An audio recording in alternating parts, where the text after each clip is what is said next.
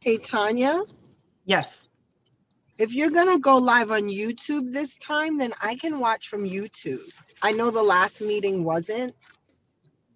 So if it's on YouTube, I'll just watch there.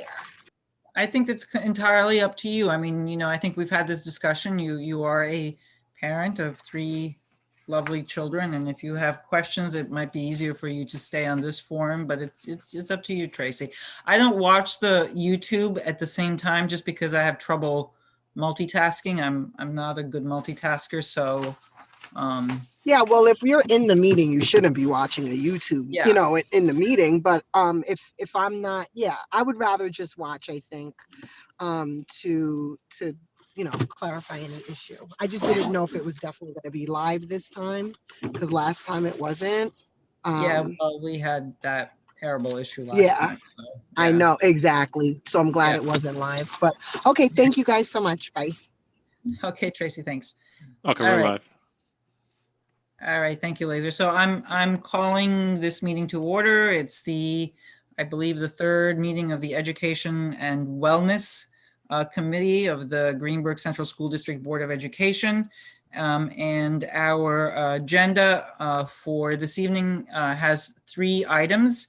And these items were chosen based on mostly questions that the community has had over the past couple of months that they have expressed either at our meetings or through private emails. And so the 3 topics are IB diploma candidate progress and challenges. And then the second agenda item is a report on student progress or lack thereof since the beginning of the school year, and how we could make it a better assessment. And then the third is reopening plans, when and how. And I think Dr. Reynolds is going to address some issues with that, but also I think he should probably hear your thoughts and input and desires because of the issues that your children have been having and that you as a result have been having. So Dr. Reynolds, take it away. Good evening, everyone, and welcome out on a nice Monday night. Thankfully, it's not snowing today. Hopefully, everybody had a good weekend and recovered from last night's celebration or loss, depending on how you look at it. It was a celebration, okay? We won't get into that. I'm sorry that I even opened up that can of worms. So this evening, we've asked Mr. Michael McCoy to join us. He's our athletic director, and we wanted him to just bring us up to speed with some of the events that are taking place as it relates to our social, emotional, and wellness activities in the district. And rather than having him stay on for the whole meeting, I thought that we would start off with him, and then we would roll into what's been announced as our agenda items, if that's okay with everyone. Absolutely. Thank you. All right, Mr. McCoy, it's all yours. Take it away. Thank you, Dr. Reynolds. Good evening, everyone. So in our wellness committee and talking with our other members, it's been a strange year because there was things that we wanted to do this year, and a lot of it would be in person, but obviously we cannot do that. Looking forward in the future, we are looking to plan a virtual health and wellness fair. That was one of our goals last year. It was before the pandemic hit. We were going to, in late May, we were going to hold a health and wellness fair. We were working with some of our Y students. We were going to be doing a 5K race, and it would end that day with a wellness fair. Obviously, we couldn't do that last year because of everything that occurred. So we've been in talks about doing some different things virtually this year. And I've been talking to some other school districts to see bouncing ideas off of them. So that's right now in the work for late May to have that. We wanted to, in the process, when we were discussing this last year, our Booster Club does their annual taste off. Unfortunately, last year it was postponed. And again, this year it's going to be postponed too. We wanted to kind of piggyback off of them and either do it either the same weekend as them or do it later on, but do something similar to that, but centered around health and wellness. So this year, what we've been doing is I've been working with our phys ed and health teachers, and we've kind of brought wellness into the classroom or into the gym. Our health in the high school, our health classes have been doing some programs where they're looking at it. There's a series that we're using that they watch videos and answer questions of people that have gone through some uncertain circumstances and how they achieve that. So we've brought that in. We also do on SEL on Fridays. Every 2 Fridays a month was led by Miss Jackson, where our faculty and staff meet with small groups of students, and we do different lessons with them. It's kind of like what we did last year when we did it in person, and it's an excellent way for us to meet students that we really don't know. I know last year when I was working with students that aren't just athletes, but being in the district for over 15 years and starting at Lee F. Jackson as a kindergarten and first grade phys ed teacher, I'm seeing now these 7th, 8th, 9th, and 10th graders who are not necessarily athletes, but getting to see how they've grown up and having conversations with them. And now virtually doing it, it's tough. It's getting a lot of information out of them. But on Fridays where we have an hour to spend with them and just talk to them about different things, and they kind of open up to you and they see familiar faces like myself or some other staff, which has been great. On the other Fridays, when we don't have the middle school, high school SEL, we've had Dr. Chase has brought in some speakers that they've done once a month. And then also the final Friday of the month, a faculty member will do a event. We've had a phys ed teacher, Mr. Pinto, do a yoga lesson with them. Dr. Fritz, who is one of our middle school, high school teachers, has done some meditation activities with them. And we have some stuff planned with our other phys ed teachers as we go forward the rest of the year. We've also tried to talk to our elementary, our Jackson and Highview phys ed teachers. Health is not brought into the classroom at that level, but they have now brought in, since a lot of it's been remote, where they're talking about healthy habits, healthy eating habits.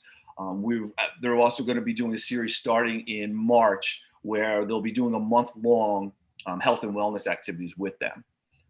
So again, it's been tough since we're not in person. We've, since taking over 3 years ago and adding this to my title, I've been excited to add some different things to it. And, the pandemic, like everything else, has put a damper on it. But we're looking forward to adding to it and getting suggestions from the community. Thank you very much, Mr. McCoy. And just to add a little bit to that, I'm sorry, Dr. Dragic, just add a little bit to that. In our upcoming meetings for our administration, our next step is to reevaluate what it is that we are providing to our students in terms of social and emotional learning. Also, integrating what we can do for our practitioners, because we realize that our teachers themselves need some social and emotional learning, and once a month may not be enough for them. So we want to reevaluate what it is that we've done thus far, and through a collective effort, try to increase and improve what it is that we're doing. So that's in the next coming weeks, part of the focus of our conversation as an administrative team. I'm sorry, Dr. Dragic. Oh, I just had a quick question for Mr. McCoy. I missed who was doing the talking about healthy eating habits and all of that. Was that part of the every other week of SEL, or?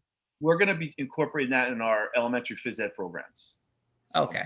Phys ed teachers will be working with their students during classes. There's activities that they do in the gym, and they can incorporate the healthy habits. And instead of being on a Zoom or sitting the kids down, you can do it as them being active.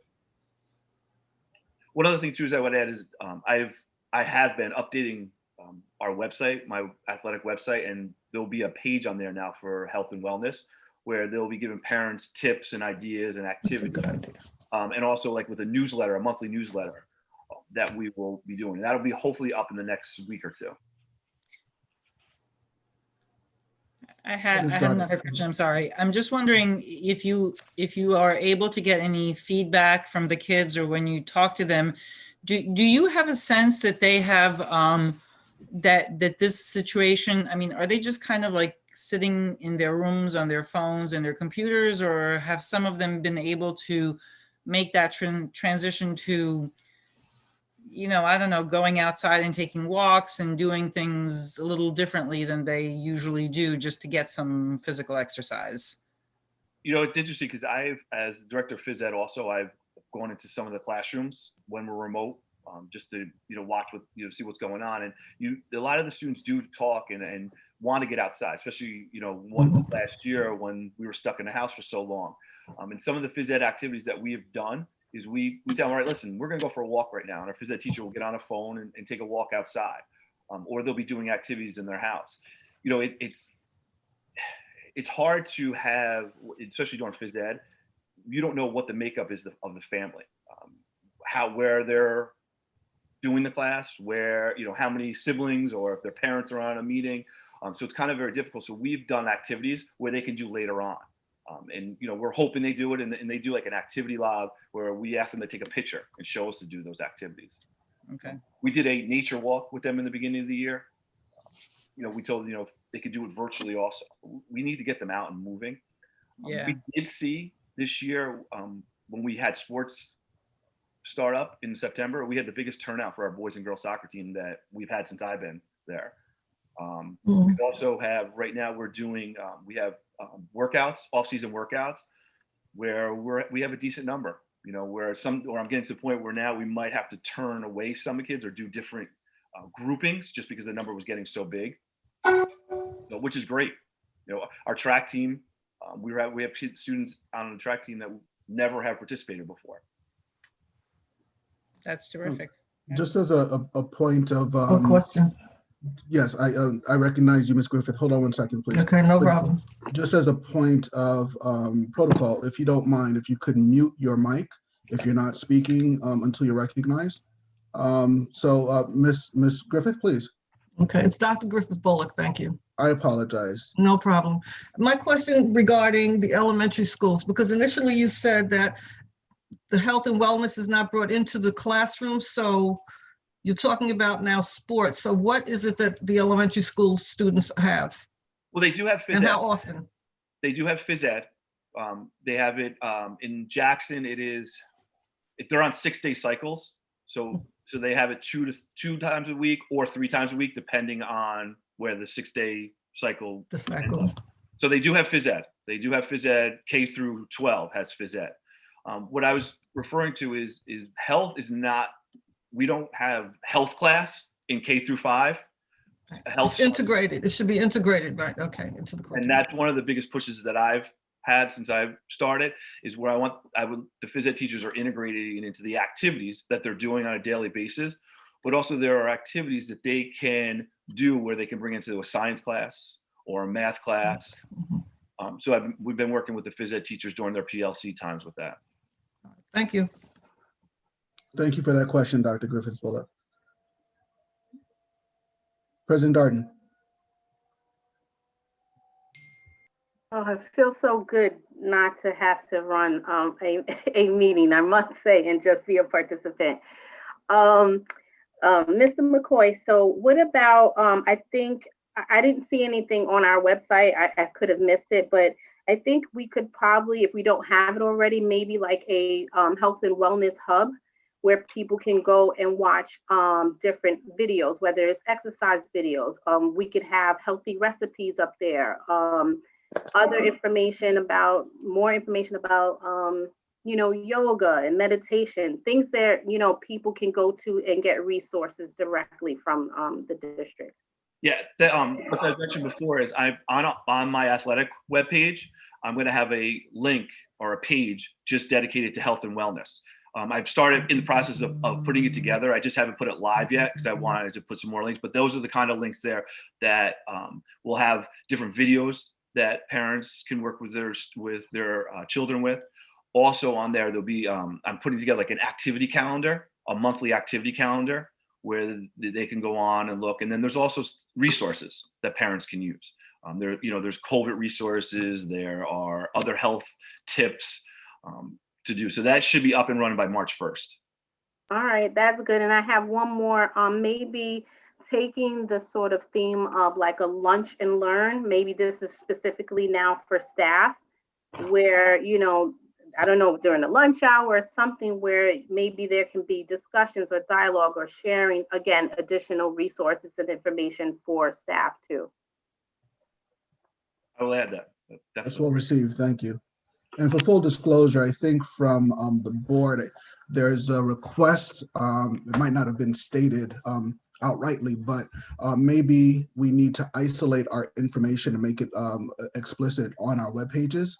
So we might need a link that specifically says health and wellness that might not be embedded on your page, Mr. McCoy. And we are taking an effort to go through our webpage and piece by piece, trying to have specific links so that they're easily accessible. So this may be one of them that we'll take a look at. I think that's a terrific idea. And I see Pamela's hand as well. Hi, Ms. Davis. Or Pamela. How you doing? Well, thank you. How are you? I just wanted to,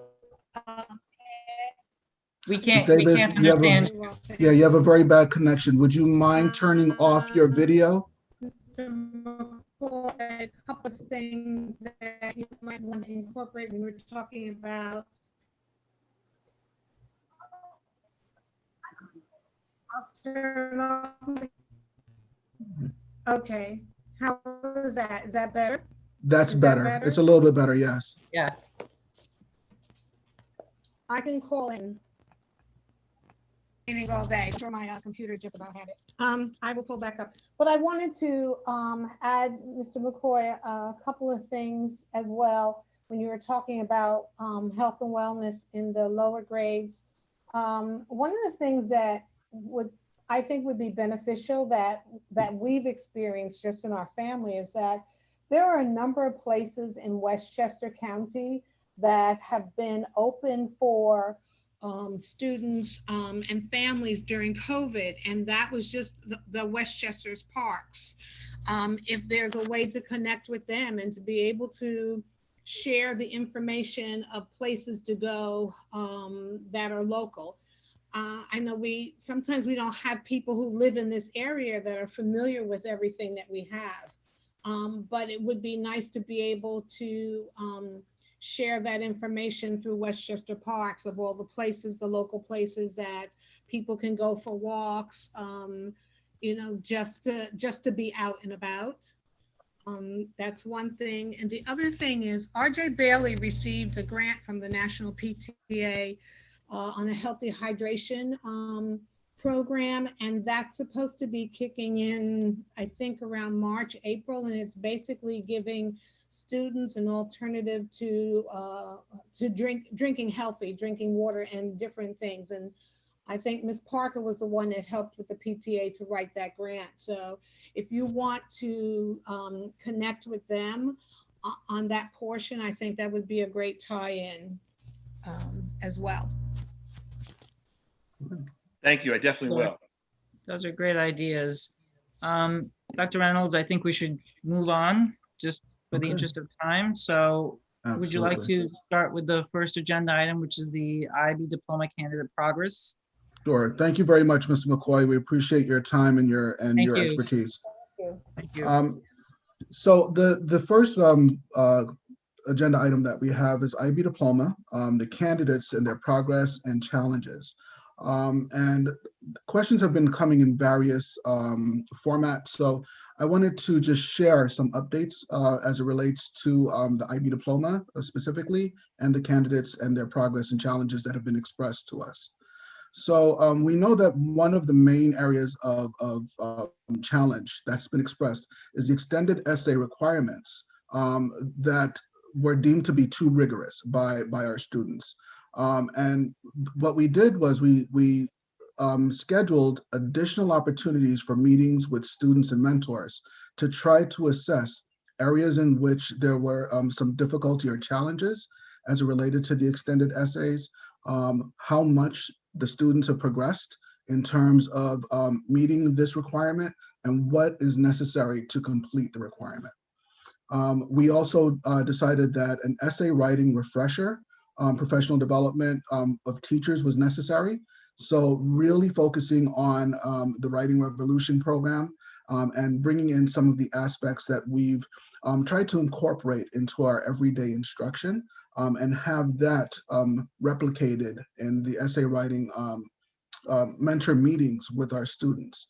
So we want to make sure that we're meeting the fidelity of the essay structure, the requirements, and making sure that they fit in within the protocols of the program. Another area that was reported to be of a challenge is the CAS, the creativity, activity, and service portion of the diploma program. While it's one of the most involved and essential elements that every student who's a diploma program student must complete, we know that the opportunity for students to participate in individualized programming and individualized projects, especially during this age of COVID, is a little bit difficult. So again, we designed regular CAS check-ins for our students to ensure that they're meeting each of the what am I looking for? Each of the markers, basically, in the CAS program, and making sure that our students are taking advantage of the opportunities. These are specified really for our remote days. This is an opportunity for our teachers to have freer times to meet with our students. So we're keeping track of student check-ins, and then we are making those check-ins proactive by teachers to ensure that they continue that conversation, to reach out whenever a student expresses some challenge. I see a question, President Darden. I missed, what was you said the CAS, creativity, activity, service, and what was the last? Creativity, activity, service program. Program, CAS. Okay. Project, I'm sorry, project. My last question is, I know we've heard it feels like months ago, is who are the English teachers that are part of the program? I can provide that list to you. I don't have that list with me on hand. Okay. So I don't want to give any erroneous information. All right, I just was thinking of one teacher that, I won't say the person's name, but was totally amazing, not in the program, but I can just say personally, my son writes, she is a part of why he writes extremely well, and his teachers at college talk about his writing so much. This teacher, how she runs her class, how she does it, she really has taught them how to write extremely well and how to do research and all of those things, and all of his teachers always brag to him about like his writing and his presentation. So I was just curious as who was a part of the program. I remember seeing a list long ago though. Mm-hmm. Absolutely, and I thank you very much for not mentioning a name, whether negative or positive. Unfortunately, we would like to know who this person is, but I appreciate that. Thank you.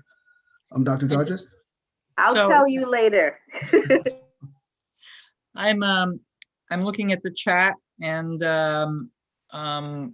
I'm going to sort of, I guess my question, which I think is kind of reflected in the comments in the chat, is this program that you're actually doing on essay writing, does it only pertain to the extended essay, or is it really essay writing in general? Because that's really what a lot of the IB is just essay writing. Correct. So this is what we're doing, is not really focused so much on the International Baccalaureate program as it is for all of our students. But we wanted to make a concerted effort for the extended essay, so that we can build upon what it is that we're doing in our general curriculum. We find across the board, and this is not unique to Greenburgh, it's not unique to our students. Students have increased difficulty in writing essays that are reliable and that are informative. I'm going to blame it on the technology age, with the shorthand, the texting, and all of those other things, right? So it's basically unteaching an entire generation of students of how not to shorten something and how not to shorten an idea, and actually to expand upon their thinking and provide information that supports their that supports any ideas that they have. And that's what we really have to focus on. And we see it across the board for all of our students. Right. I mean, the extended essay is really quite daunting. I mean, I remember it. I don't know what It's a mini dissertation. yeah, it's a dissertation, exactly. So I totally understand why they might be really struggling with it, but it's also, it's like a rite of passage almost, and yeah. Absolutely, absolutely. Sorry. Were there any other questions from anyone? Yes, Dr. Amy has Reynolds. a hand up. Yes, Yes, Dr. Amy, Reynolds. sorry. Oh, hey, Ms. Hanks, Hi. Ms. Vine, how are you? Yes, yes. I'm good. How are you? I'm well, thank you. So actually, as having two kids gone through the district, I understand that at Lee F. Jackson and lower level, kids were learning to read, which I think was fantastic. But once they get up to second, third, fourth, I have always felt like that our writing program could use some more rigor, simply because I see that with my children. I know over the years, teachers that have had me, they know I've begged them to, challenge the students because they're all really bright. We actually have really bright students but writing, there's certain formulaic writing. There's based on evidence, there's the races, RACES, like there's method. Yes, yes.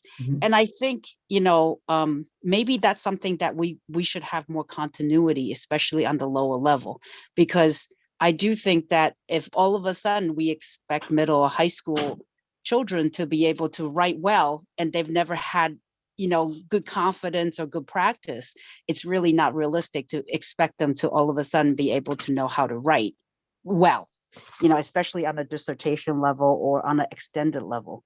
So perhaps I think it's important for us to maybe be able to push it down into the lower level where they're just getting excited about reading and maybe excited about expressing their ideas and be able to write more. I think that's going to be an important addition. So I couldn't agree with you more. So here's a transition. For early elementary in grades pre-K through 2, our students are learning to read and at the same time learning to write. Once you get to that 3rd grade transition, 3rd through 12, our students are reading to learn and writing to learn. The difference is they have to apply what it is that they've acquired in those foundational grades and now make it a part of their expression of what they've learned. That's where we're having our difficulty. We understand that. So what we're doing is we are using the writing revolution, and that is grades K through 12. It is the way for us to regulate, to normalize, as well as to improve fidelity in what's expected in a foundational essay writing that can be applied on higher levels as we move our students through the grades.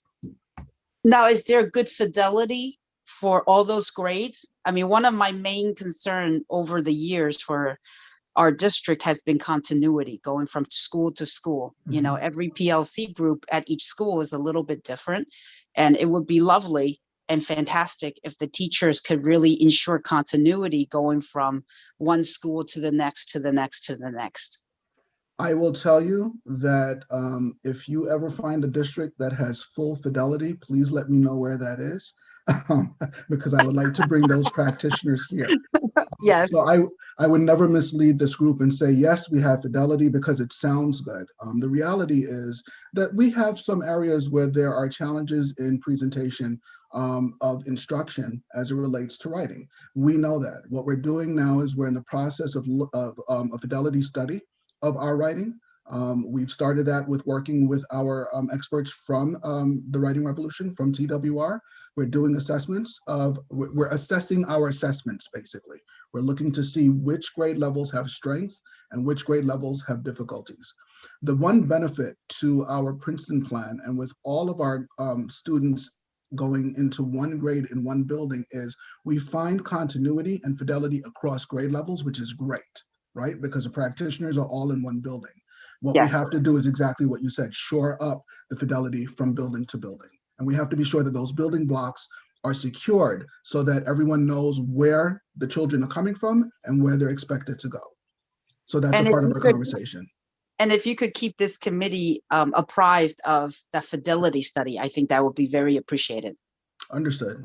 And please know what my usual method of operation is.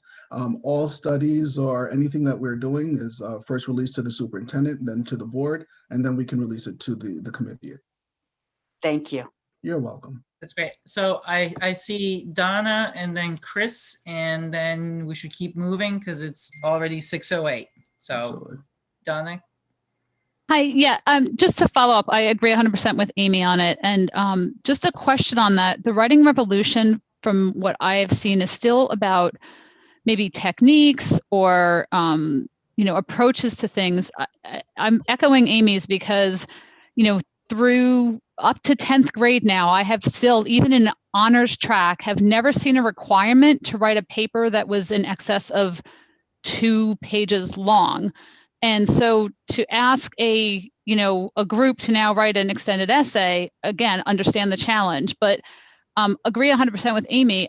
I don't understand why in, 6th grade, 7th grade, 8th grade, we're not expecting more out of these students, particularly in the honors track, where they should be able to write a longer term paper. They're not going through that process from what I've observed so far. Thank you for that, Ms. Martin. And I would like that applied to all of our students, not just our students in the honors track. So expectations that we have should be high for all of our students, but I agree with you. Chris? Yes, I don't want to repeat everything everybody said. I appreciate, Dr. Reynolds, what you've said about the building blocks needing to be established at the younger ages. I don't know if you can hear me. It says my internet connection is, okay. I can hear you. We can hear you. So I feel like the current middle schoolers or the incoming 7th graders will really be the grades who've had the most stable curriculum across the grade levels as far as foundations and the writing revolution. So we'll really be able to see that stability hopefully play out in the high school over the next few years. I just wanted to point that out, that really that's going to be the proof in the pudding. You mentioned that you're doing some PD on essay writing at the high school level. Thank you. Can you just describe a little bit who's going through that PD? Is it just the IB teachers? Is it all the ELA? Is it a smattering of people who will do turnkey? So thank you very much for that question. We've made this available to all of our teachers. And as a matter of fact, well, I don't want to switch screens because I might lose something, and I don't want to lose anything. But we have the TWR workshops that have been piecemealed for grade level in professional development for all of our teachers over a 2-month period.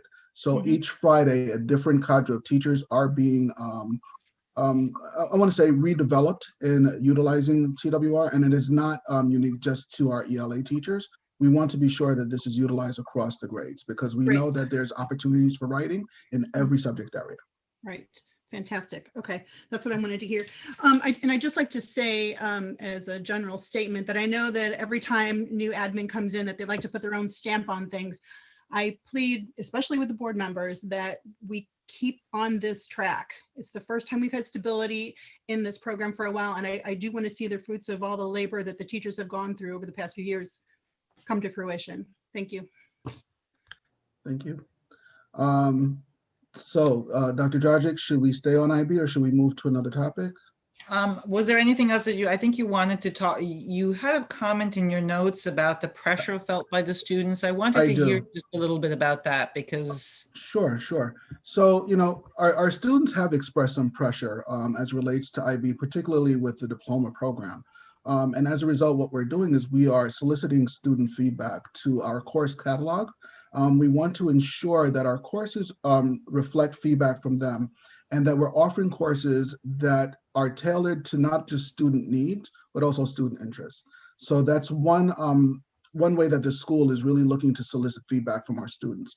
Which courses do they see as valuable? Which are helping them in their acquirement of the IB program, of the IB diploma, and how are we going to either replicate or to dismantle some programs while making sure our students still get their units of credit and are more interested in how they're getting their units of credit.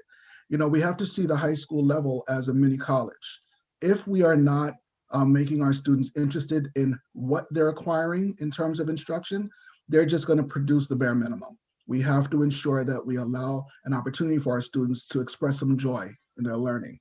There was some requests from parents that the district make adjustment to the IB diploma program, particularly to the final assessment due to COVID. Unfortunately, the rest of the world is experiencing COVID at the same time. So every other IB program is being held to the same rigors that are expected of Greenburgh. So we were not able to get a waiver for Greenburgh for our students, nor do I really think we want a waiver. We don't want our students to be treated, scored, or assessed differently from anybody else. We want our IB diploma to have the same weight as everyone else who's going through this process. So while I'm not very fundamentally happy that there were not adjustments made for everyone, I am very happy that we were not taken into consideration to be made different from anyone else who's acquiring an IB diploma. So please know that the conversation was held with the IB organization. We voiced our opinion and we accepted what the response was to make sure that our students have a fighting chance with anybody else who presents as an IB diploma graduate from their schools. Dr. Dragic? Yes, so I'm so glad that you did not get a waiver, because that would really kind of denature the whole point of the IB diploma, right? But I'm just wondering, in terms of the feedback and you know, this issue of having students be interested in that which they're learning, I think part of the issue, I mean, I understand that this is our Genesis cohort, but I'm wondering if you guys have had any discussions about sort of expanding the menu a little bit next year, so that, you know, there is more of a choice in terms of what students can, which subject matters students can pick. You know, someone may want biology or chemistry or physics. I mean, you know, they're to basically give them a little more flexibility and make them a little more masters of their own fate as they go into this endeavor. Absolutely. And what we're also doing is we are developing an IB diploma program questionnaire for our students. It's in the process of being revamped so that we can collect this information. We can collect students' concerns and feedback to provide direction for adjustments, which we need to make to the program for the following years. We do believe that our Genesis group is going to be that bedrock that's going to begin the conversation of how we can improve the program for each of the successive groups coming up. Excellent. Donna, one more question, IB, and then we should move on. It's IB, I assume. Donna? Yeah, just on that point, I appreciate it's the first class and it's also COVID with it. It will be interesting to see. I'm still not clear. I had the first introduction because we're at that stage to choose IB, but as it is right now, it's still, you know, it's somewhat limited, and I understand because we're a smaller district, right? You know, if you only have a certain amount of people interested in it to offer those HL level courses that the requirements are, it's a really difficult trade-off because a lot of, we don't have HL courses in all the different disciplines of where people might be interested. So I think it's just going to be a continued balance of how many people we have in the program versus what we can actually offer, if that's valid, Dr. Reynolds. Okay.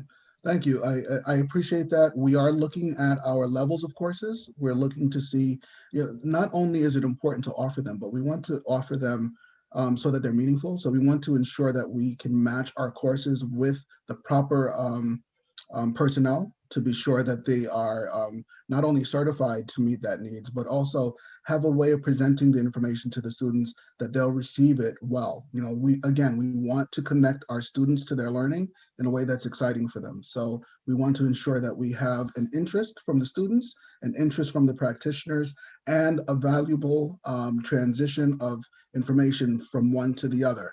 We're looking for the value on both sides, the instructor side as well as the student side. All right. Thank you so if much. I could, actually, Tanya, if I could just have one more quick question, if that's okay. This is Amy. Dr. Reynolds, so can you share with us, since we have this group that's called Genesis, what do you feel like is going to be their success rate, and what have you learned so that the next class and the next class, I believe my oldest is going to be the third class, just what can you help us to prepare, you know, I think that there has to be lessons learned if that can be imparted in future committee meetings, because I think that can be very helpful. Absolutely. And what I would like to do is invite Brendan Gallivan to one of our future meetings. I think we can have a meeting dedicated to IB if that's the wish of the board members here. I don't want to give you any predictors yet, only because I don't like to be wrong. I'm going to leave it there. And I don't want to give any false information or a false sense of hope or a false sense of despair on the other side. I do believe that our students will be as successful as they want to be. I can honestly guarantee that. I think that we have a foundation set for our students to be successful, for our Genesis students to be very successful. And I'm going to state, when they are going to be compared to other students internationally, I think we are going to stand very well. But I would like to offer Brendan Gallivan an opportunity to share with you, because a lot of the insights that you might want as it relates to IB, I think he'll be a better professional to provide that information to you with more intricacy. Thank you. You're welcome. All right, guys, I think we should move on to the next topic, which was, I think, another one that was of great interest recently, which is a report on student progress or lack thereof since the beginning of the school year. So, you know, the question that was asked is, do we have any data on student progress? If not, what's a plan for acquiring that data? And how about teacher assessments regarding progress? So I have to state for this evening, there is no interim student data available to be shared with the public. We are in the process of collecting and analyzing student data for ELA and for math in the elementary grades, as well as for each of the subject areas in the middle and high school grades. Particularly in the elementary grade, our data set is collected through iReady. iReady is currently what is approved by the district to be our major data collection of information and student performance as it relates to ELA and math. We are using this assessment tool for several reasons. Currently, and I know that there's been a conversation about STAR and bringing STAR in, but please remember that that conversation began before COVID, and there was not an opportunity to implement prior to COVID. So rather than implementing midstream during COVID, we thought we would stay with iReady because we would have some data to compare our current data with. So the data that we received from iReady is standardized, and it is normed on a national level, which means it compares our students with students across the nation who take iReady, and it's normed locally, right? So it compares our students to those students in our general region that take iReady. So we can really see how our students are performing, because we know that some students on the East Coast might perform very differently from students on the West Coast, and students within an urban area in the New York City outer rim might perform differently than students in Western New York. So we want to be sure that we have both measurements that are reliable data for us to really look at how our students are performing. So this information is provided to us based on how our students perform, and this allows us to adjust our instruction, as well as look for trends for students based on where they've come to us to where they're producing currently. For each of our secondary levels and our higher level classes, we are looking for information from teacher assessments, whether they're formative assessments or summative assessments, right? So formative assessments are those that are, you know, the quizzes and tests that take place during the quarter, during the marking period. Summative assessments would be at the end of each natural threshold. So whether it's the end of marking period test, whether it is the midterm test for that course, or whether it's the end term test for that course. Again, we don't know where the state stands with New York State assessments in grades 3 through 8, as well as with regions for this year. As of right now, we are producing our work as if the tests were going to be given. That's where we are. We've ordered our tests, we're preparing our students for those assessments. But what we do know is the chancellor of the Board of Regents has written to the Federal Department of Education requesting that New York State not participate in standardized tests this year. So while the state is already making a statement that they don't want to have state tests, they have to get the okay from the Federal Department of Education, because that's basically who determines whether we have to take tests or not. I'm sorry to interrupt you. What is the rationale for that? If, like, as you said, for the IB, everyone is in the same boat, then you ought to be able to compare everyone in the same boat, with the same handicap, essentially. So part of the reasoning behind New York State's belief and why we shouldn't have standardized tests is because no school system in New York State has been standardized.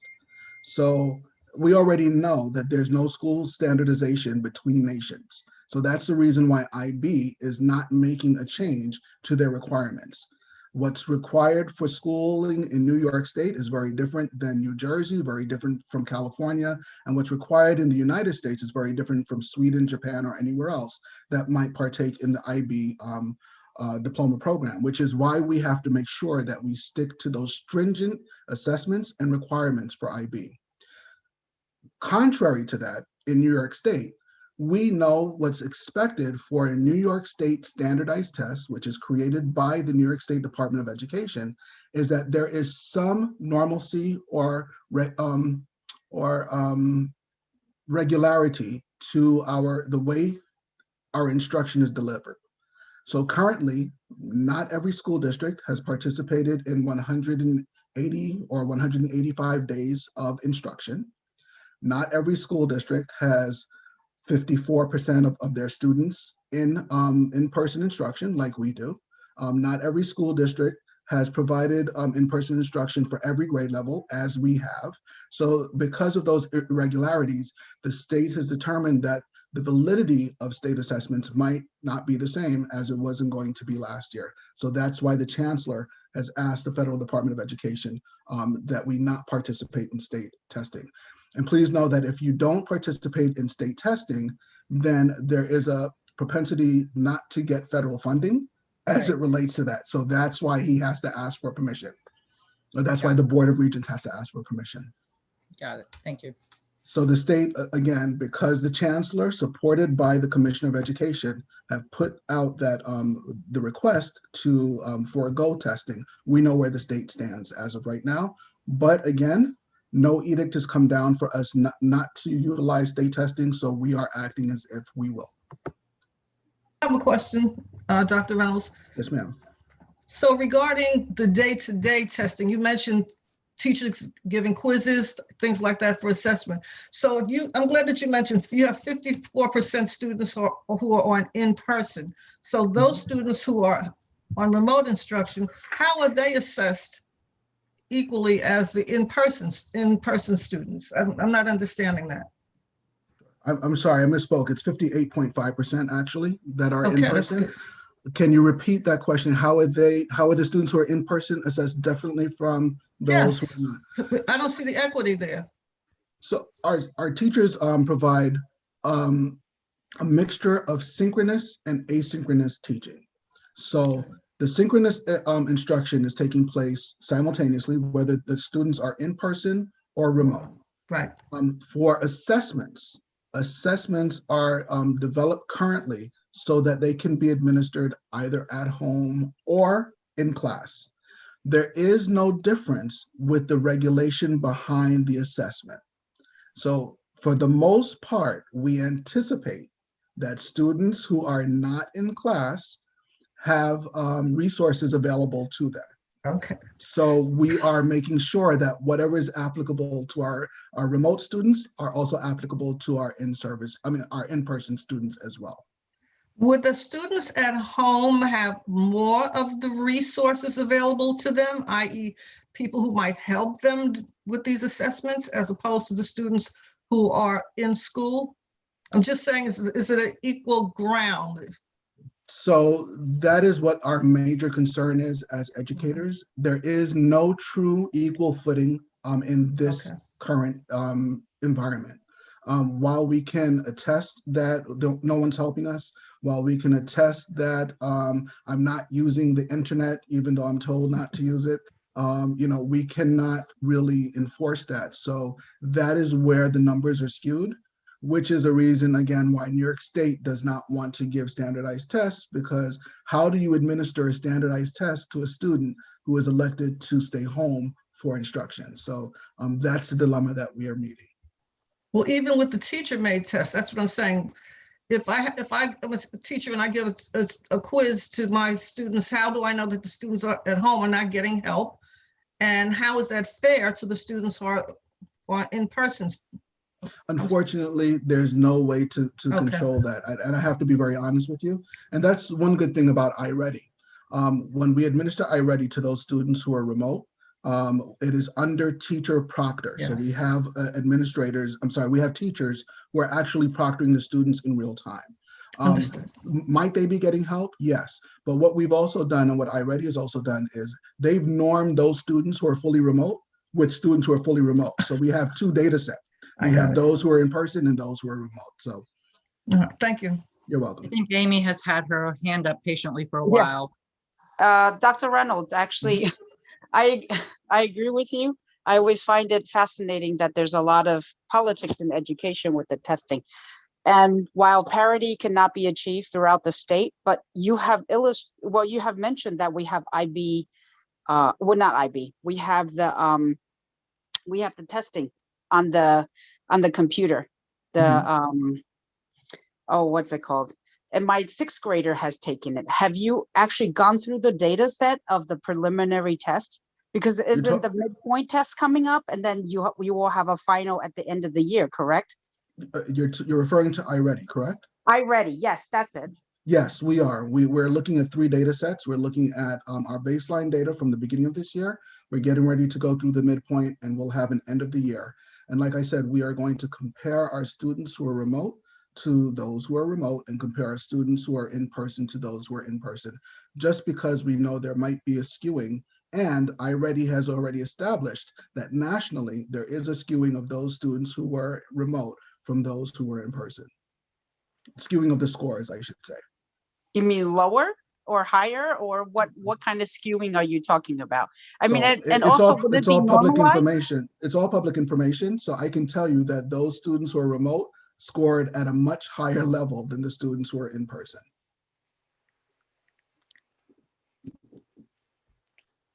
Interesting. Yeah, I don't know what to think of that. But in terms of, I do know that we have used iReady with some continuity throughout the years, especially with last year, starting of COVID, how we couldn't have any standardized tests with the state.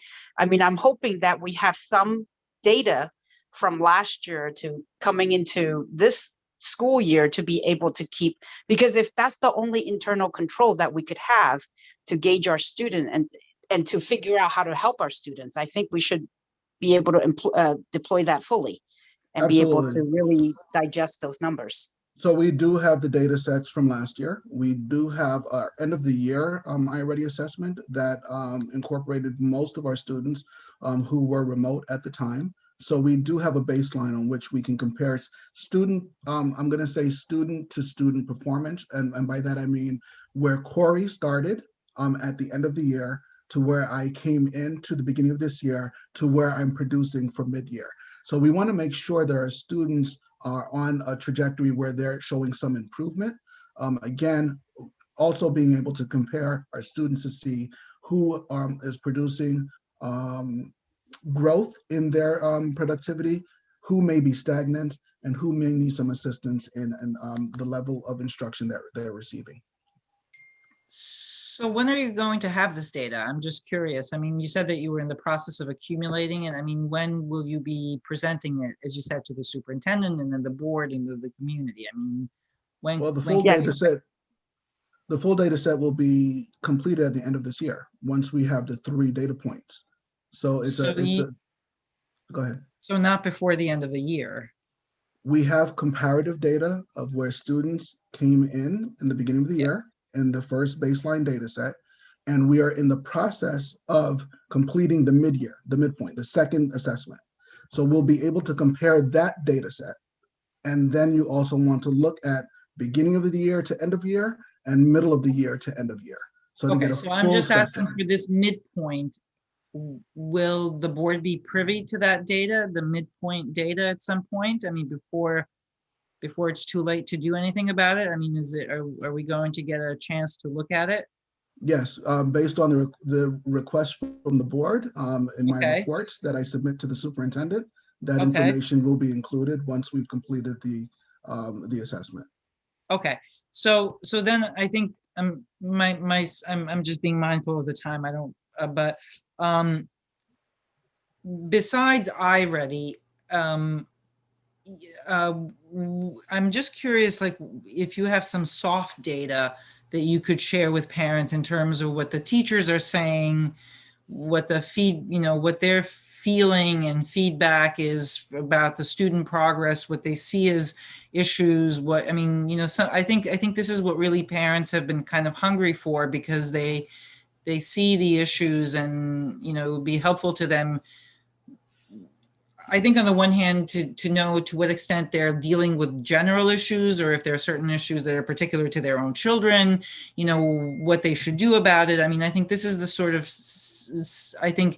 assistance that I feel from what I've heard that parents have really not been getting. And I mean, maybe parents here, you can correct me, but that's kind of my sense of what they need more of. I'm not exactly sure what soft data would be. I think that these are personal conversations that, if I hear you correctly, that should be occurring between parents and teachers as it relates to their student and general performance.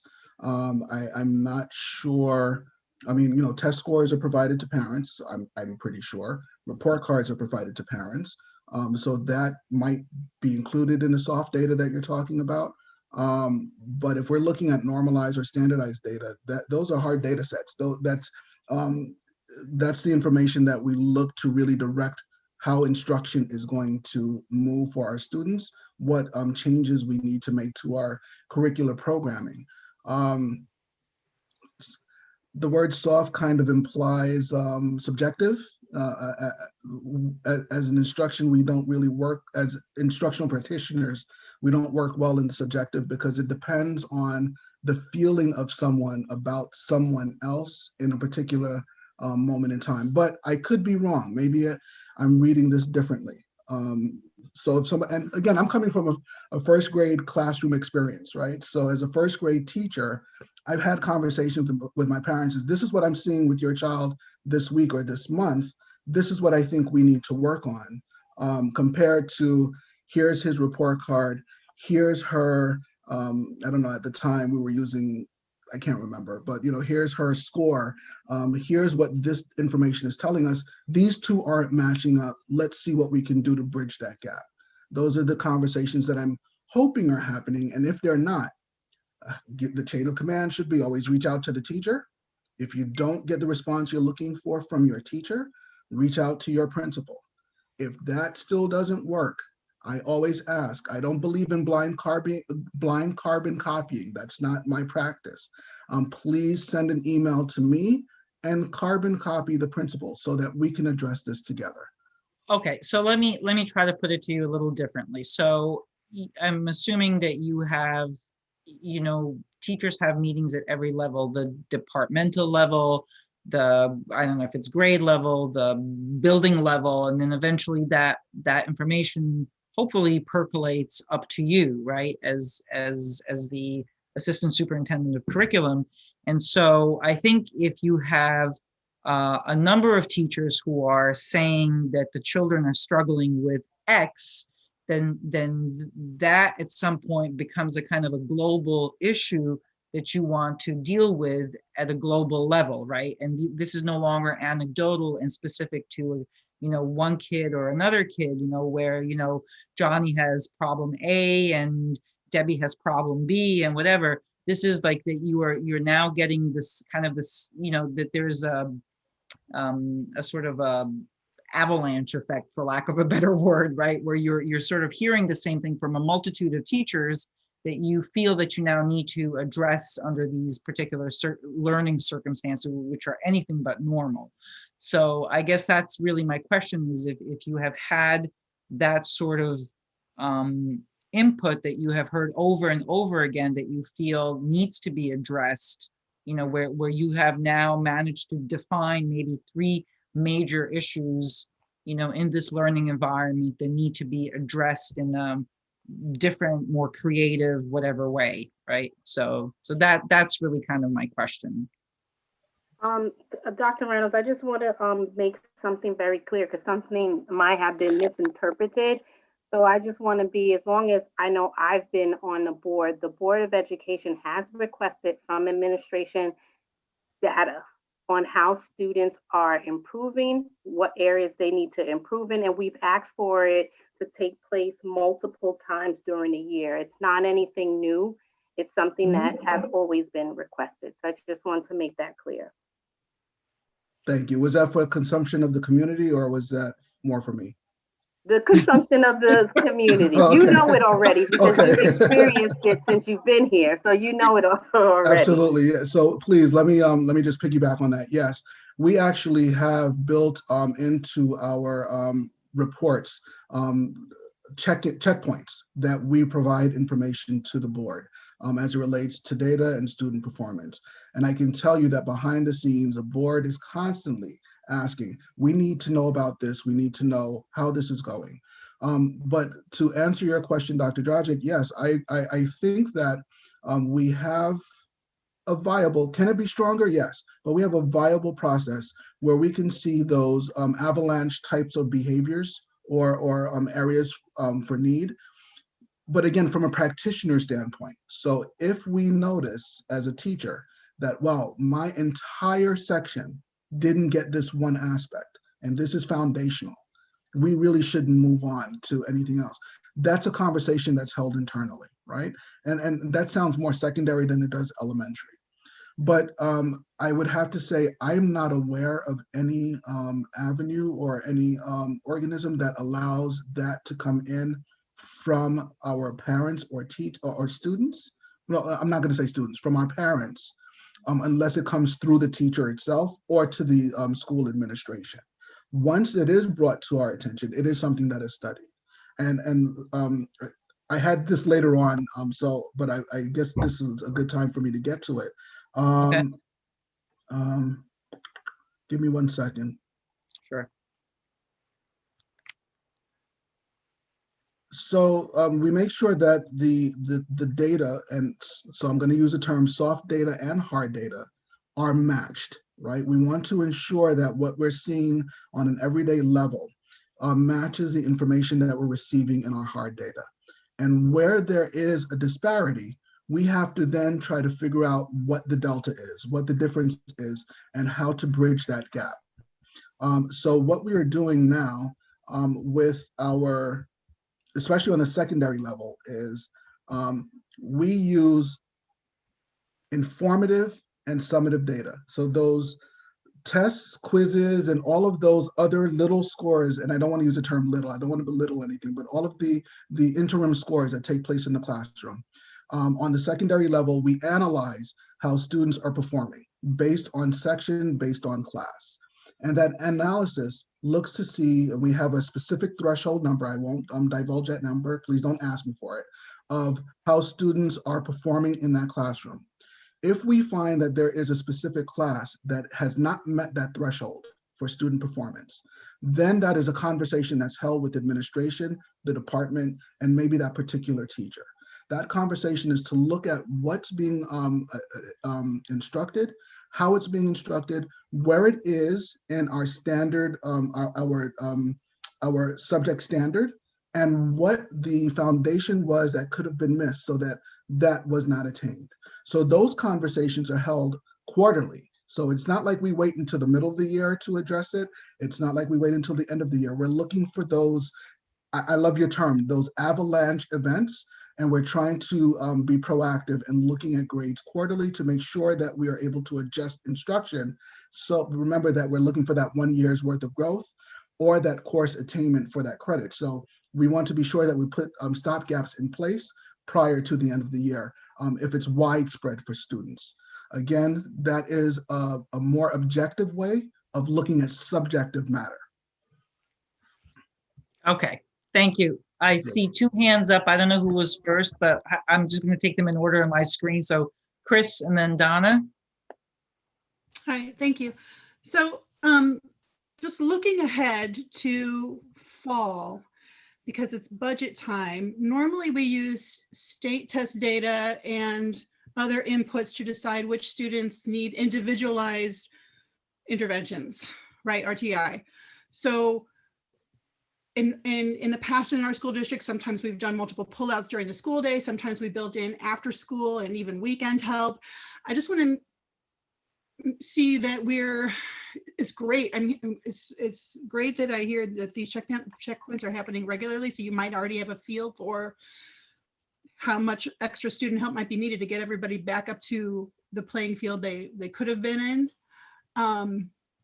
So I don't know what my question is. I think I can predict what the answer can be to the question you don't know you're asking. Thank you. It's planning for next year. I love that. So I think where you're headed is, how do we assess the real need of our students academically based on what they produced in the past to where they are, as compared to this almost 12-month gap in learning that almost every student is experiencing. And I don't want to say gap in learning because some students are excelling in this COVID environment, right? But for the most part, the perceived 12-month gap of instructional attainment that our students should have received during this time, right, from March to March. That is the dilemma that the entire profession is in conversation about. I currently sit on 2 curriculum councils. I sit on the Putnam Northern Westchester BOCES Curriculum Council and the Southern Westchester BOCES Curriculum Council, because first of all, I like to commiserate. So everybody across the region is in the same boat. We're trying to answer the same answers. But what this allows us to do is to collectively have every assistant superintendent or superintendent for curriculum and instruction put our heads together to try to address these needs for our students, because we know that there's widespread lack of attainment that needs to be addressed. So if you've noticed, New York State was prepared to roll out our next generation learning standards this year. Right. That's been postponed because of COVID. So the state is also stating that, we know that our students might not be attaining at the same level that they should have attained over this period of time. So yes, I can tell you there's going to be an increased need of AIS for our students, without a doubt. But how do we mitigate the need of AIS based on student-to-student performance as opposed to the COVID loss, right? Because if we base it on the COVID loss, 90% of our students may need AIS, and we know that there is a dollar value to that. Right. So the state practitioners, the consortiums, whether they're BOCES related or not, are really trying to ascertain, discuss, and devise what the growth should look like within this COVID bubble. I think that might be where you were going. Definitely. I mean, I'm just thinking of, we've talked already in previous meetings, previous committees also, that we're building in supports this year and next year for the social emotional wellness and supports that the kids need currently and that they will continue to need next year.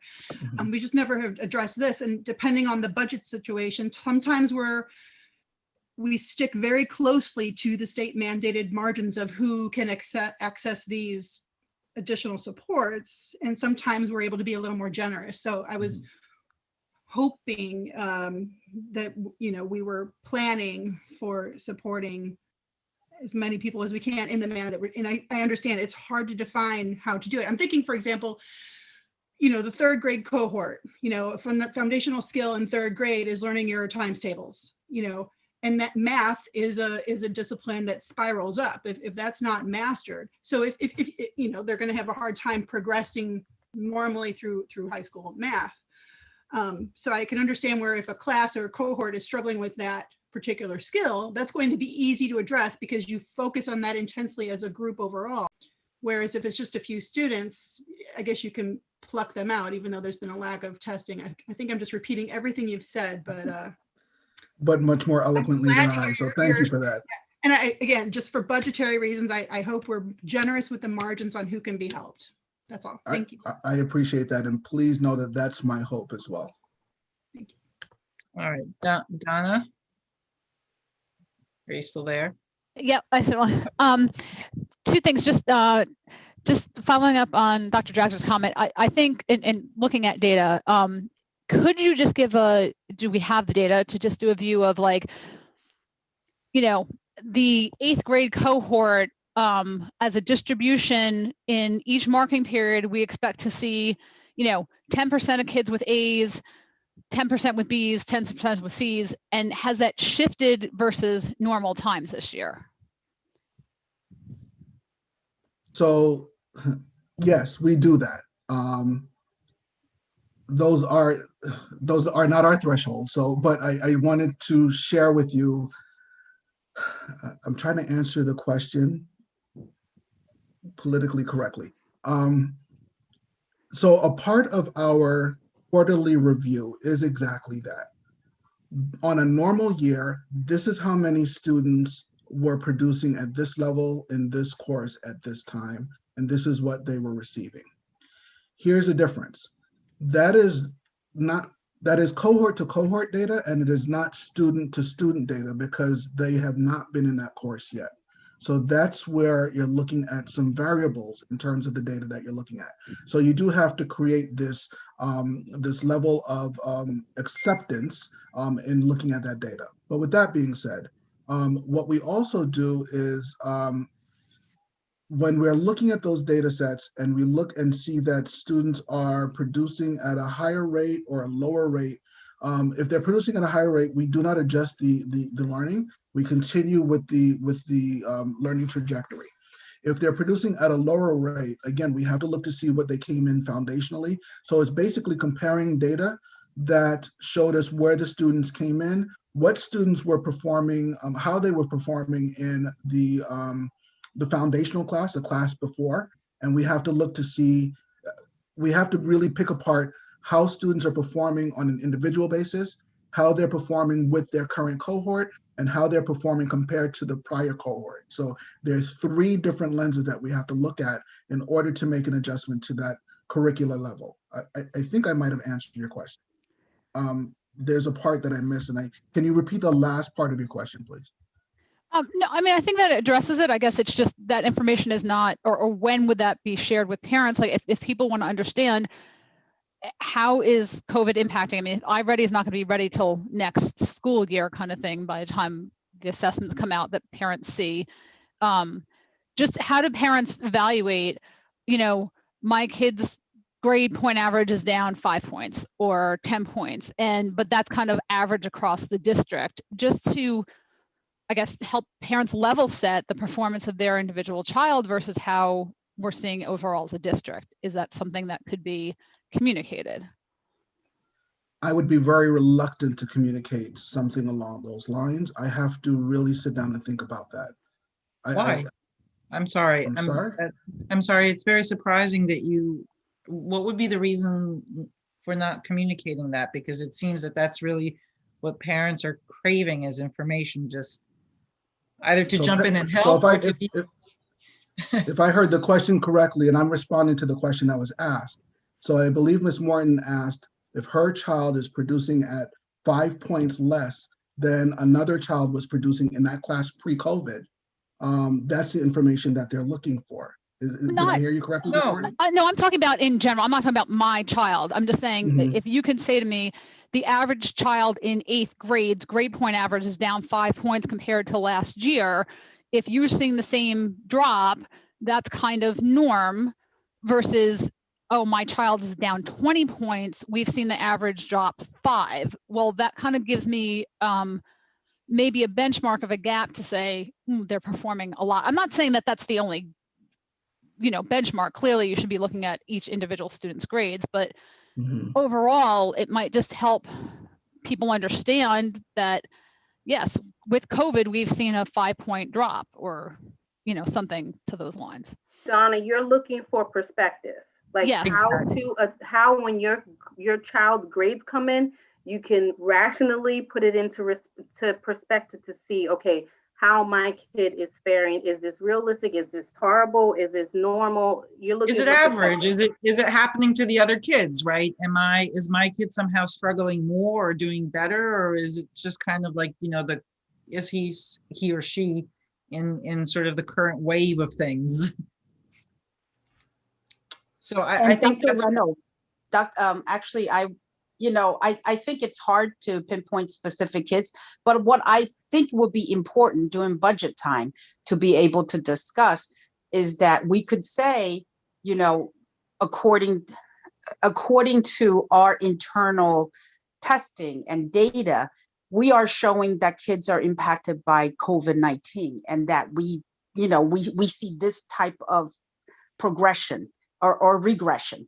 And I think that's something that we, all the parents here, we're not just here for our kids. We actually do want to see the whole district thrive. And we want to see if the whole district is regressing, how can we help? We're here not to judge the administrators or the teachers, but we really are here to try to be part of the solution. Is there something that, we could understand from the data that could help us, whether it's during budget time, whether it's doing, like our own children's classes, just to be mindful of, we don't have masters of education, obviously. So we're here seeking information to help our children and also the district as a whole. Understood. And please I don't want anyone to walk away from this thinking that that's what I believe this question to be about, whether it's assessing teachers or administration or anything along those lines.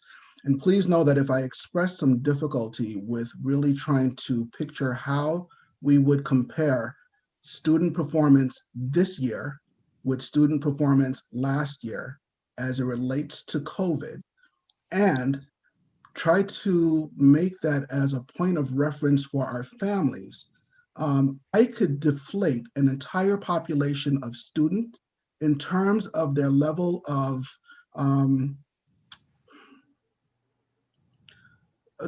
confidence in their performance by releasing that type of data. So I want to be very careful with what type of data, how we look at the data and how we compare one cohort to the other. I'll give you an example. Without giving away anything, if I compared one of my first grade classes on average to a first grade class I had a year ago or 2 years ago, there is going to be some variable in performance, whether good or bad.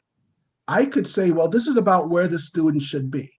But that's what norming is. That's why we have to be very careful and utilize standardized assessments to make those types of comparisons. It is very difficult to do it based on a classroom test, mainly because the parameter of the test, the makeup of the test could change. I'm not reluctant to do the study. I have to figure out what's going to be most valid to conduct the study in order to provide that information to the community. I don't want there to be erroneous information, again, that is even minutely subjective, because it is very difficult, and most practitioners don't want to rely on cohort to cohort data because they are different students in a different time. But I need to sit and think about how we can best do that. And that's what I'm asking for, just an opportunity to really sit and think about what it is that we can use to meet that need and that request. I appreciate that. I guess it's just the point of, just what can parents, if it's not that, is there something that we can communicate to parents to help put their mind at ease to figure out, what that gap is? And then just my last point of follow-up, and this is to Chris's point, if budget means that we can't provide enough AIS for all students, is there any thought ahead of time to programs over the summer? I know, last year we were beneficial, and it wasn't mandatory per se, but it was a great transition from RJ Bailey to to middle school, where a math teacher set up an entire system of Khan Academy in coordination with the 7th grade teacher to ensure the students rising had an opportunity to refresh their skills and get ahead for the next year. And that was at no cost, really. So just wondering if that is a supplement that could be considered if AIS can't be extended to everybody.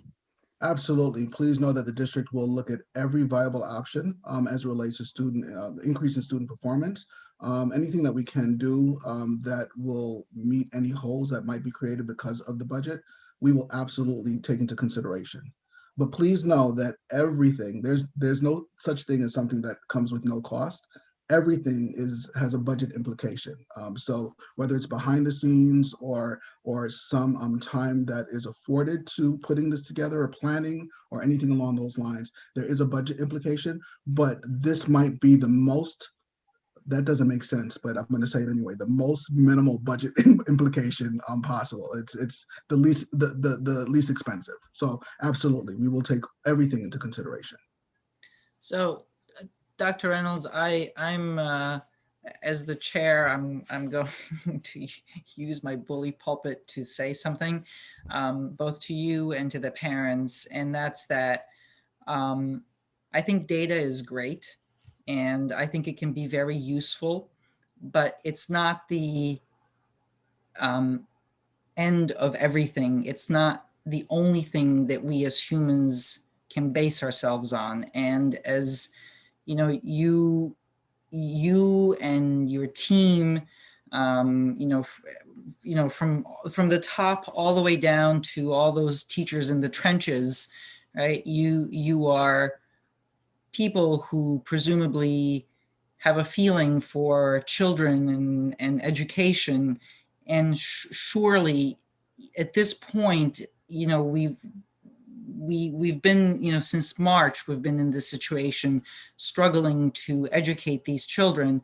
And there must be things that you can really say to the parents, the, problems that you see, ways in which they, even if you're wrong, I mean, it's okay to be wrong sometimes, because I think fundamentally the push forward is to really do everything possible to keep these kids going on so many levels, not just in terms of their learning, but in terms of their love of learning and their inspiration, and the fact that parents are struggling with having kids home half the time. So I think data is great, but again, there's quantitative and qualitative, and I think that the parents are really hungry now for this kind of qualitative leadership, right? Where you can say to them, the kids are really struggling with this or that, and let's talk about how we can make it better. So I'm just going to end on that point, and it's and again, it's not at all I think these are just such extraordinary and new circumstances. It's not in any way a criticism or anything. It's just that I think it's going to take a little creativity here and a little risk taking also to, not just, count up the scores that iReady spits out, but also to really talk amongst yourselves and give, come up with some, how should I put it? Define global issues and then really tackle them, because I am so hoping that this is going to be over by next year, but we're not sure of that. And in any case, in many ways, it has shifted the paradigm of education forever in certain ways, for sure. So anyway, that's my end piece.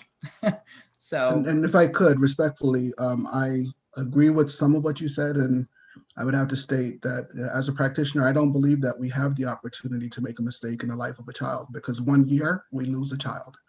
So I think it's okay for us to push the envelope. I think it's okay for us to try new things. I do know that my colleagues and I, we are in the business of people. We converse all the time.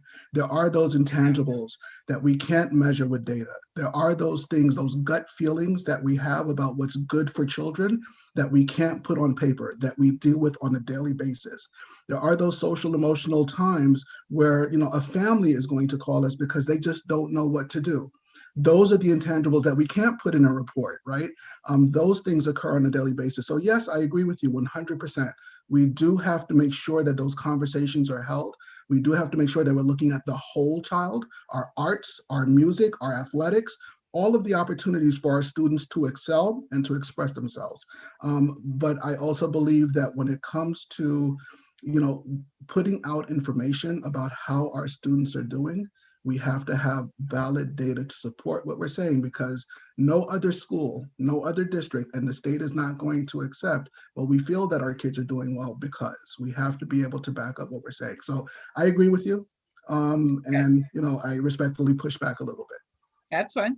That's what this is about. Okay, so guys, it's 7:03. So the last topic was reopening, and I think Dr. Reynolds, you had basically some really valid concerns about having that discussion, but I think maybe you'd like to just go ahead and share it with the community.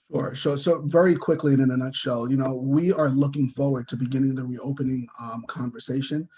We want to be sure that we follow the same type of guidelines that we used in terms of preparing our current reopening under which we're operating.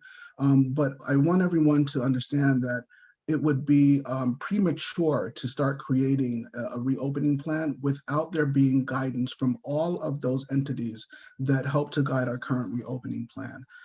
So we want to ensure that we're getting feedback not only from the CDC, but we're also getting guidance from the New York State Department of Education, the New York State Department of Health, from the Academy, the American Academy of Pediatrics.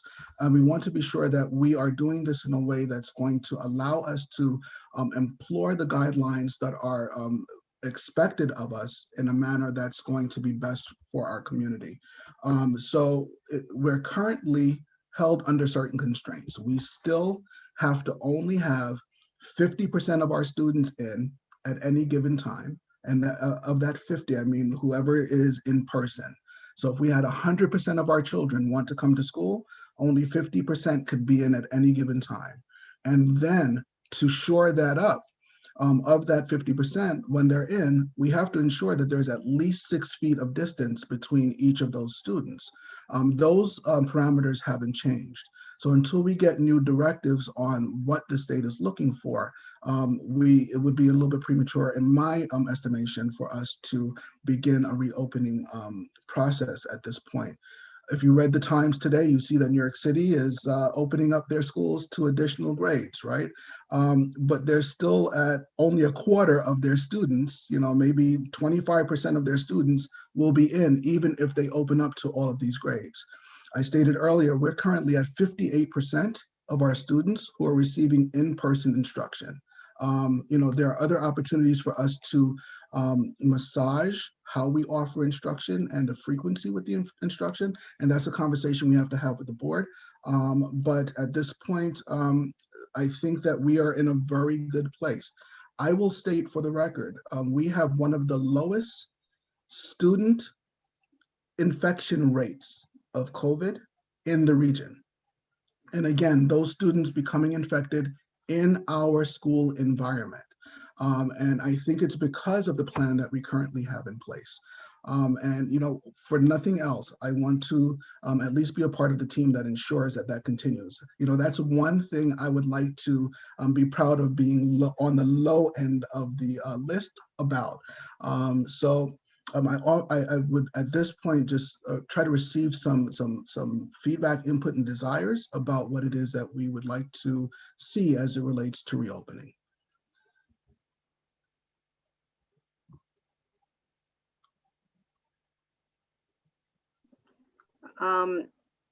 So I guess for me, Dr. Reynolds, and you guys may have already started this,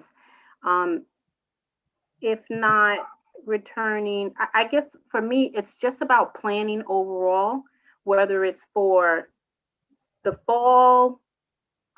When does that process begin to start? When, you know, we are taking a look of what has worked well, what hasn't, and then how do we move forward so that we can be prepared, well prepared for life in the next few months. I mean, maybe, you know, these vaccinations will be the miracle worker that we all need, and things will be way better for September. I guess I'm just thinking about the long, short-term and long-term planning for reopening. Absolutely. So again, we do have to wait for that regulation to come out before we start any conversation about what worked well and what didn't. We have to ensure that the state is even going to allow us to reopen. I do know that there is some mumbling that that NYSED is going to put out some reopening guidelines in the next few weeks. I'm not sure how accurate that is. I'm hopeful that they will. But it's the same thing that we heard about the reopening over the summer, and we didn't get our reopening guidelines until July, right? Was when it was released, the middle of July. So we are hopeful. We're hopeful. We're ready to start the process as soon as anything is relayed to us formally. But as of right now, there has not been any formal communication from any state agency that we are reopening anytime soon. And that's what we're waiting for.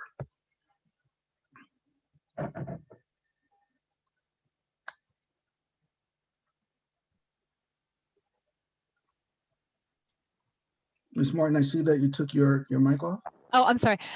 Just to clarify just one point of that, when we say reopening, I mean, per what you're saying, if you still need proper ventilation and you still need 6-foot distancing, and we're not doubling the size of the schools or adding more teachers in, the term reopening versus a hybrid model right now, is there any difference until those qualifications would be changed? No, there is no difference right now. No. So we are currently open. We have a reopening plan that's been accepted by the state. In order for us to change any of the parameters that we put into our reopening plan, we would have to submit our reopening plan for acceptance. And most of those are not being approved when school districts put them in. What we are seeing in the region is different variances of the hybrid model that they are now moving to their next step.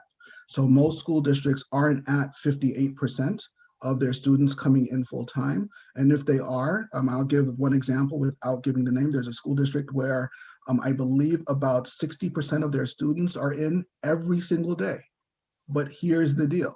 Their students come in an AM and PM cohort, and they have a high rate of transmission of COVID in their schools because the students are all in the same environment on a daily basis. And they've also had to increase their transportation costs because there's the AM run from home to school, and then from school to home, and bringing in the PM students and taking them home. So there are different variants that are out there where people are trying to bring more kids into school.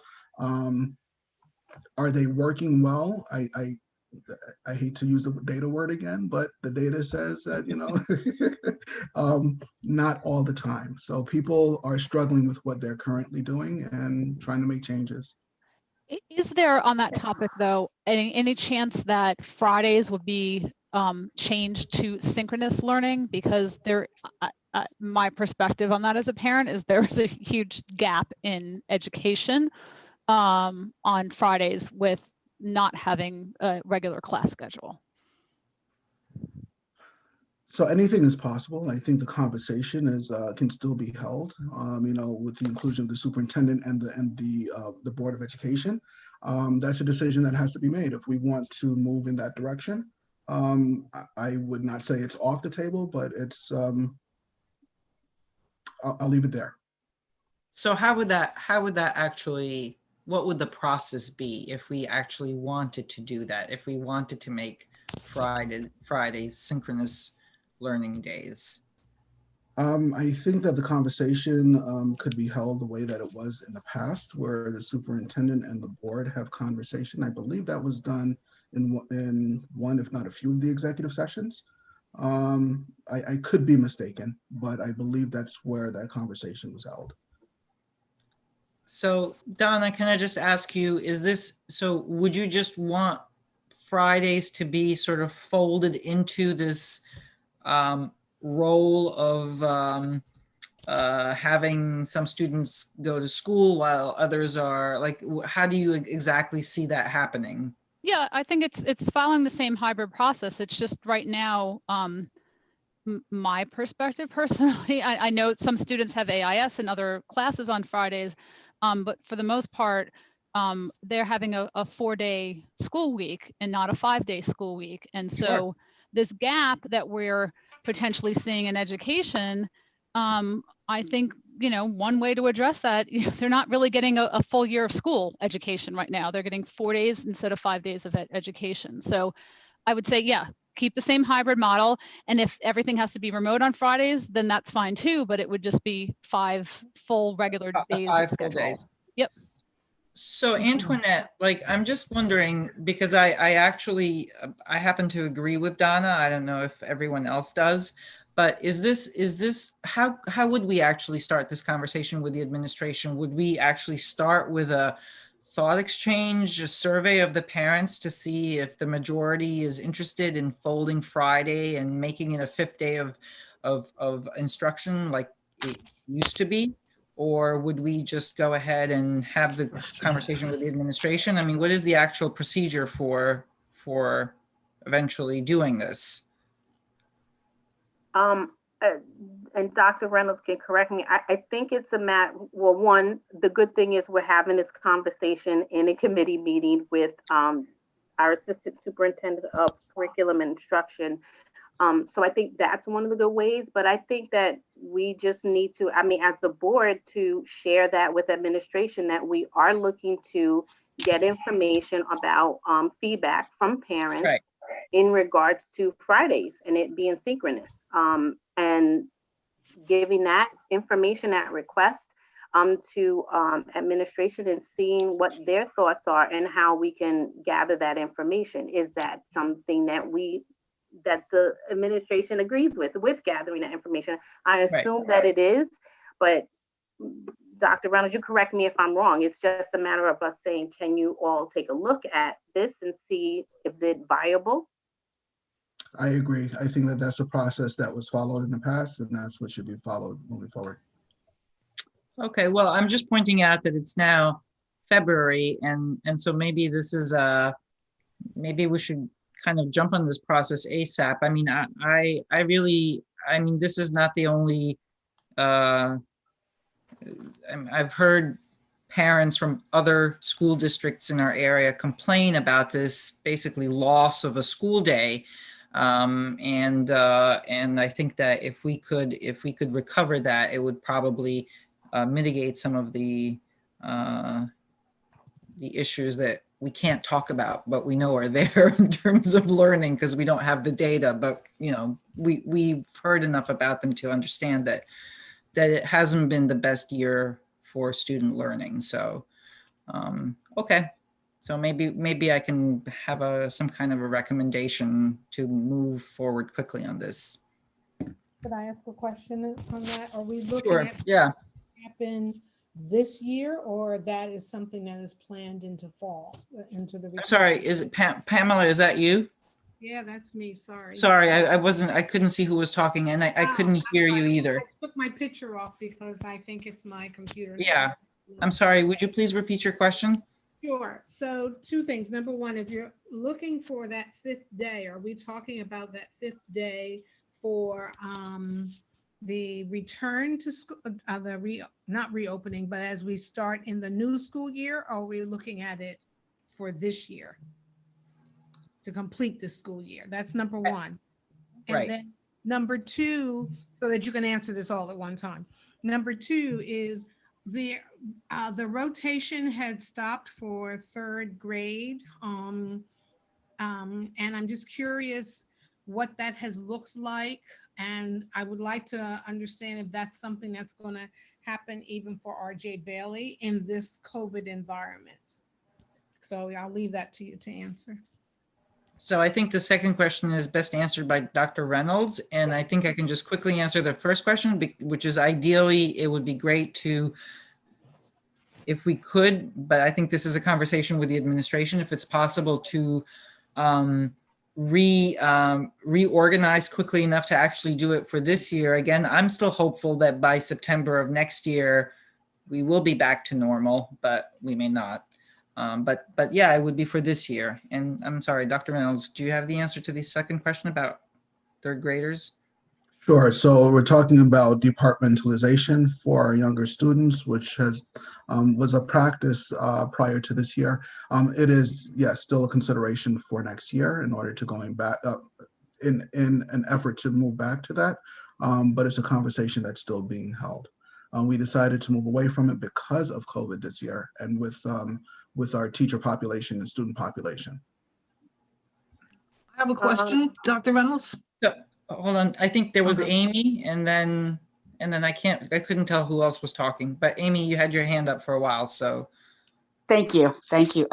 Dr. Reynolds, I agree with you. When I see districts promoting going to school 5 days a week, but half-day cohorts, I always wonder how effective they are cleaning the schools before, between each cohort. So I agree with you on that.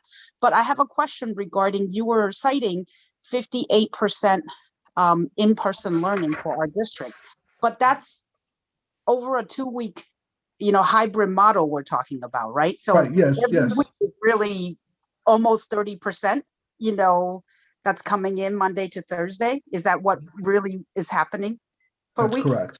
That's Okay. correct. You stated that correctly, and I don't want to mislead anyone. So Okay. And can I 58% ask of our is it possible? I know, okay, right now we're at, let's say 30%.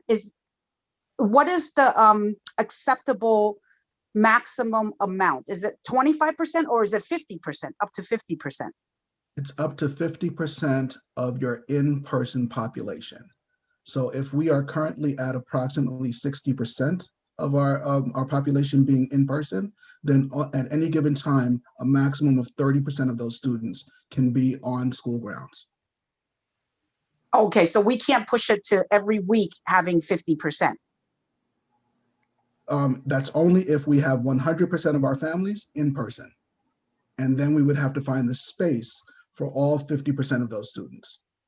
Does that make sense? So if our 41% of our families who are currently choosing to be fully remote decide they all want to come back to school and be in person, then we are required to provide instruction to 50% of whoever is here in person.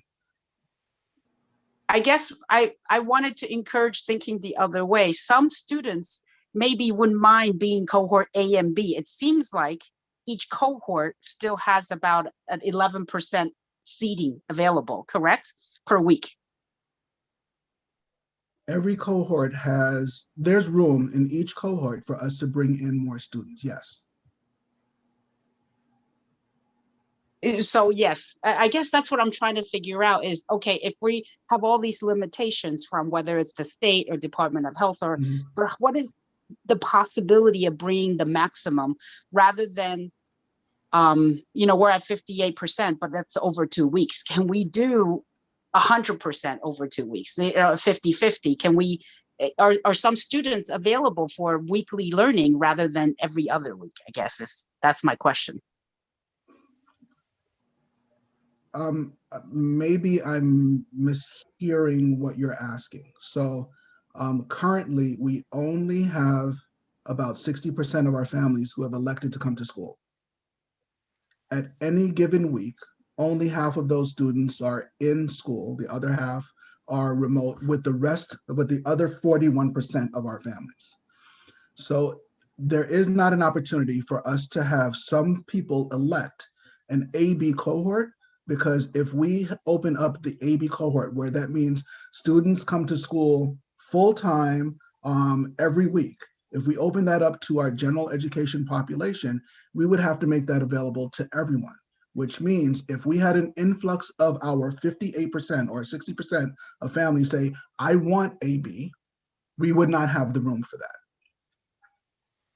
Does that answer your question? So what is the maximum that we have the room for?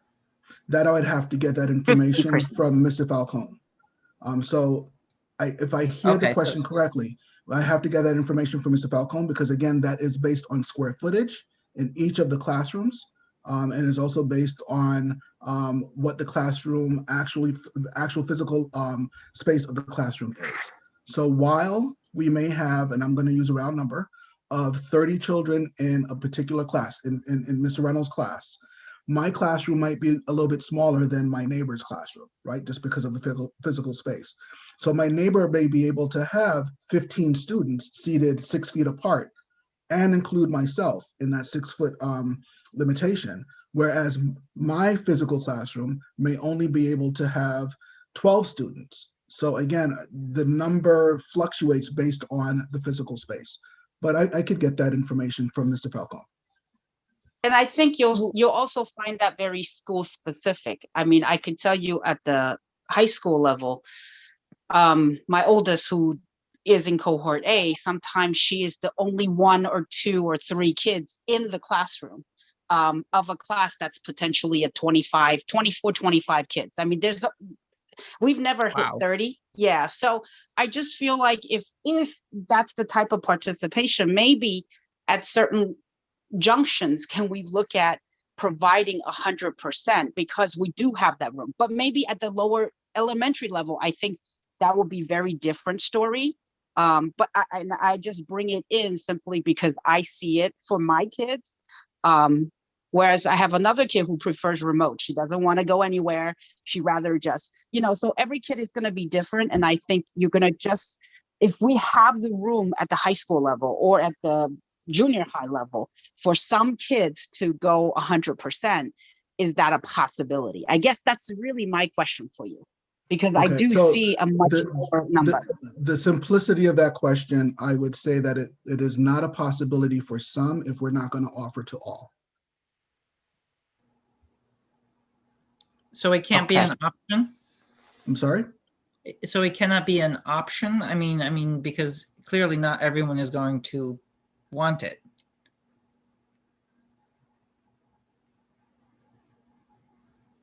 So I guess for equity's sake, what we've established is that our students who are in self-contained classrooms and our students who are E&L students on either the emergent or the beginner level would be offered A/B instruction. They're in because we want to make sure that we're meeting our students that have the most challenges in our instructional makeup. But if we were to allow, and I'll give you an example, on a weekly basis, I get requests from parents saying, well, I no longer want to be in A, I want to be in B, or I no longer want to be in B, I want to be in A. We've stated, no, we're not making a change for you, because if we do, we have to allow that change for everyone.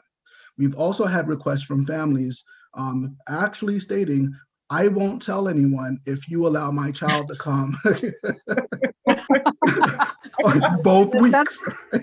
And the reason why we are not able to open up for both weeks for some is, again, we have to be equitable and open it up for all. So with that being said, even if we were open it up to all, let's just say all 60% of our current families state that they want their children to come A week and B week. Right. We cannot, because of regulations, allow for that, because that's more than 50% of our student population. So again, the numbers are what affect what we can and can't do. But Dr. Reynolds, you're saying basically that number is, we're talking pre-K up to grade 12. I guess statistically, what I would like to know is that if we really are abiding by the space issue, if, for example, out of that 58% of students attending full time, 50 of them were all in the, Lee F. Jackson, Highview, RJ Bailey, and middle and high school tend to have smaller populations. Therefore, it has more space availability, correct? That perhaps we could look at that. I mean, I'm just trying to propose that here's the reality. Some students are going to do really well, much better in person. And if that's something that we can accommodate, still follow all the safety protocols. let's have that conversation. I actually would like to know statistically what is really the percentage at the middle and at the high school. Does that make sense? Because it does. I do. And we have that data, so I can share that with the board. Yes. Thank you. I'll share that information with the board. Excellent. All I right, have a guys. question. I'm Oh. sorry, I have one question. Okay, this is the last one because it's 7:30 and we are already 30 minutes over, but go ahead. Who was that? Brazetta? Pamela?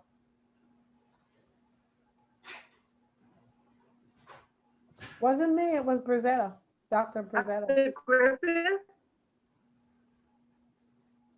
You're on mute, Dr. you're Brazetta. on, yeah.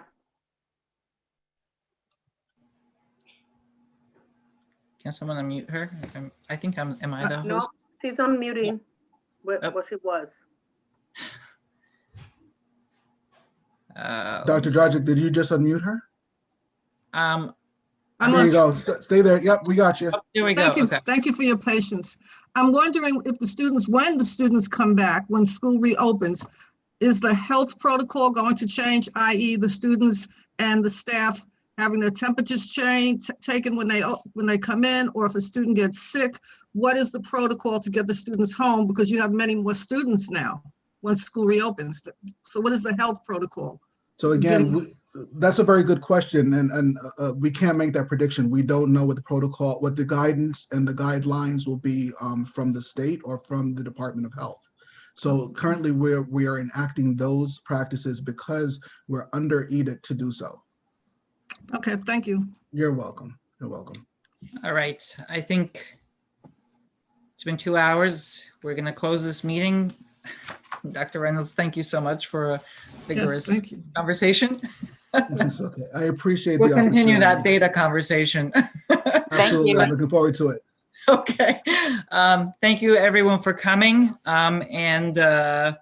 And we will, when I schedule the next meeting, so you should know now, it's on the board website, the page for our committee. And from now on, Laser will post the link there as well as on the calendar to make it easier for everyone to access. And you do have to register for the meeting ahead of time in order to come into the Zoom session. So thank you so very much. Everyone have a nice evening. Thank you. Take care, everyone.